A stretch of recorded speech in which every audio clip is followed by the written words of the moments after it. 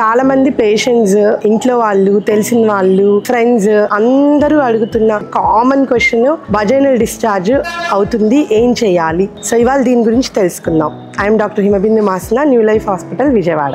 So vaginal discharge అన్నది normal. Every women కి periods ఈ 30 డే సైకిల్లో మనకి ఓవులేషన్ టైంలో వజైనల్ డిశ్చార్జ్ ఎక్కువ అవడం అన్నది చాలా నార్మల్. దానికి ట్రీట్మెంట్ ఏం అవసరం లేదు. So normal vaginal discharge clear and transparent or white colour లో ఉంటుంది and light pungent odour or with no odour ఉంటుంది. ఇది చాలా నార్మల్. దీనికి మనకి ట్రీట్మెంట్ ఏమీ అవసరం లేదు. అయితే కొంతమందిలో మటుకు greenish discharge, yellowish discharge, curdy discharge అలా చెప్తా ఉంటారు అండ్ కొంచెం ఫిషీ ఆర్డర్ అలా చెప్తా ఉంటారు ఆర్ ఫౌల్ స్మెల్లింగ్. ఇట్లా ఉన్నప్పుడు మటుకు మీ గైనకాలజిస్ట్ ని కన్సల్ట్ చేయండి. సమ్ టైమ్స్ వజైనల్ డిశ్చార్జ్ ఎక్కువ ఉన్నప్పుడు ఇచ్చింగ్ ఇలాంటి కంప్లైంట్స్ కూడా చెప్తా ఉంటారు. ఇలాంటి అసోసియేట్ అయి ఉన్నప్పుడు ఆర్ యూరిన్ ఇన్ఫెక్షన్ తో అసోసియేట్ అయినప్పుడు మీ గైనకాలజిస్ట్ ని కన్సల్ట్ అవ్వండి.